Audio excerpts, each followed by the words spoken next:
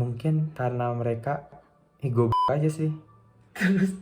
Di video ini, Iswara akan menanyakan 12 sudut pandang berbeda mengenai pandangannya terhadap perempuan di Indonesia. Yuk kita simak jawaban mereka. Sebelum itu, kita kenalan dulu sama 12 orang yang terlibat dalam video kali ini. Halo, nama aku Tito. Perkenalkan, nama saya Ali. Nama saya Dito. Nama gue Farel Rafindra. Halo, gue Jason. Halo, nama aku Pierre. Nama saya Raven. Nama saya Rinaldo Mulia. Saya Sandi. Gue Yudhistira Bagus Mirhanto. Aku Satyo Sayadi Putra. Halo, gue Aris dan gue bakal menjawab beberapa pertanyaan yang ada di bawah ini. Pertanyaan pertama, menurut kamu, satu kata apa sih yang bisa menggambarkan seorang wanita? Wanita itu hebat. Hebat. Cantik. Penolong. Indah. Mulia. Penyayang sih. Ibu. Perjuangan. Terhormat. Adiwarna. Selanjutnya, apa hal yang kamu kagumi dari seorang wanita? Banyak sih sebenarnya, tetapi berdasarkan pengalaman pribadi saya sangat mengagumi kerja keras mereka. Ketangguhannya, karena wanita itu sendiri ibu kita itu yang melahirkan kita di dunia ini. Jadi tanpa ada wanita, manusia nggak bisa bakal ada lah di dunia ini kayak gitu. And cara mereka berperilaku, cara mereka bertindak dengan perasaan mereka, itu juga hal yang aku kagumi gitu dari seorang wanita. Menurut aku, hal yang bisa dikagumi dari seorang wanita ini berbeda-beda tergantung orangnya sendiri, dan semua kelebihan dari setiap wanita ini harus kita junjung tinggi dan juga kita kagumi. Cara berpikirnya, cara mereka menyelesaikan masalah, dan cara mereka bisa mengapresiasi serta menghargai diri mereka sendiri. Pertanyaan ketiga, apa hal yang kamu lakukan atau bagaimana sih cara kamu mengapresiasi seorang wanita? Dengan hal sesimpel menghormati, respect boundaries, semacam privasi para wanita, menghargai wanita. Mungkin gue ambil dari contoh gue sendiri itu dengan membantu, misalkan ngebantu ibu gue atau ngebantu kakak gue. Jadi kayak dengan mengapresiasi mereka itu dengan cara membantu mereka dalam menyelesaikan pekerjaannya yang kebetulan mereka membutuhkan bantuan, dan juga pasti kayak memberikan reward tersendiri lah dengan kita membantu pekerjaan-pekerjaan mereka. Dengan pujian dan senyuman.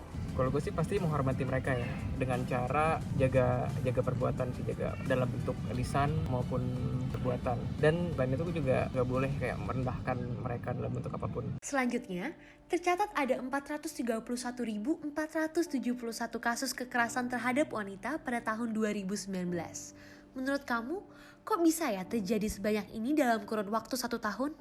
Karena kalau menurut saya sendiri, saya melihat bahwa di Indonesia ini banyak sekali laki-laki itu yang tidak menghormati wanita dan malah memperlakukannya dengan seenak mungkin.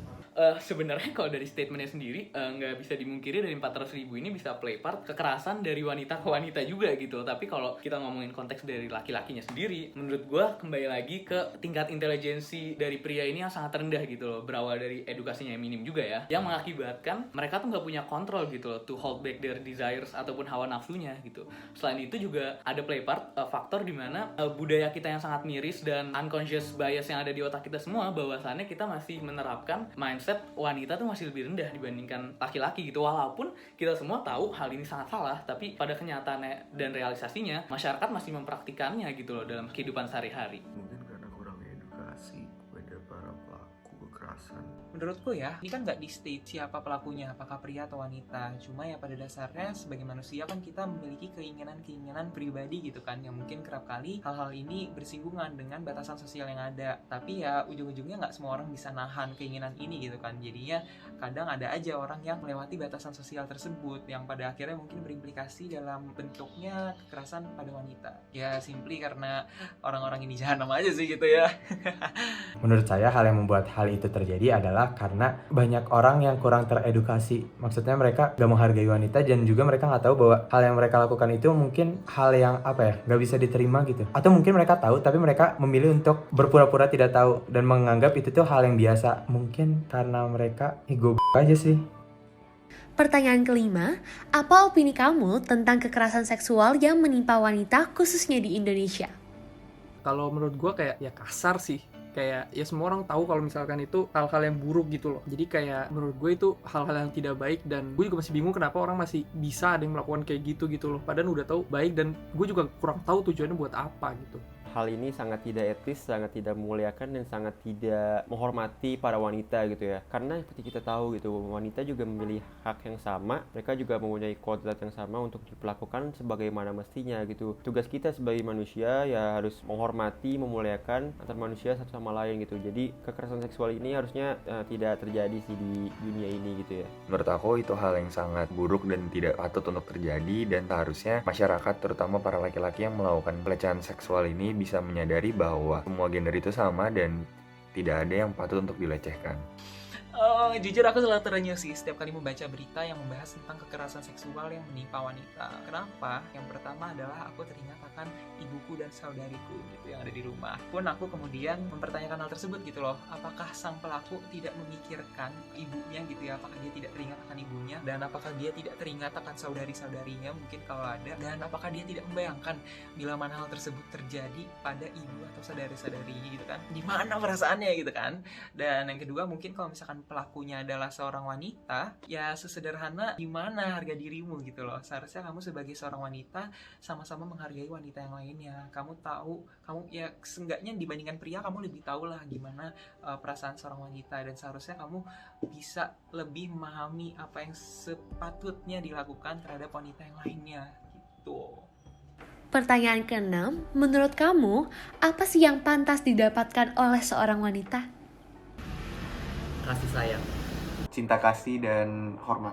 Yang pantas didapatkan oleh seorang wanita itu ya rasa aman. Sebenarnya kita sebagai orang biasa tuh yang nggak harus melindungi mereka, tapi mereka tetap mesti ngerasa aman karena itu hak mereka. Itu hak yang memang harus dimiliki semua orang. Cuman ya karena kita tahu kondisi dunia yang kejam ini, ya kita mau nggak mau ya memang mesti ada juga yang berperan sebagai pelindungnya.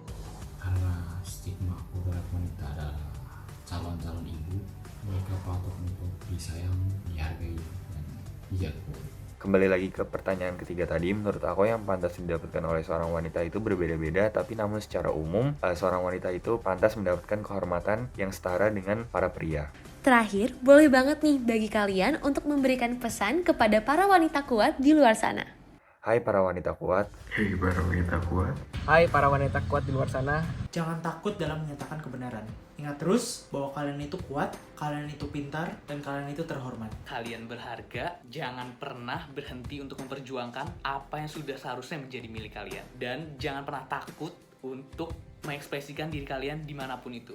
Tetap semangat karena hidup ini memang penuh bermakna dan juga penuh warna dalam kehidupan sehari-hari.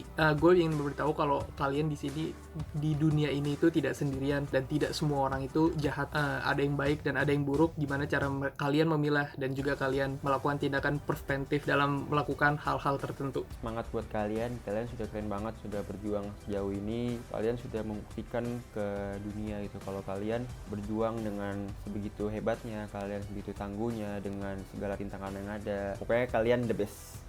Kami di sini bersama kalian. Kami ada bersama suara.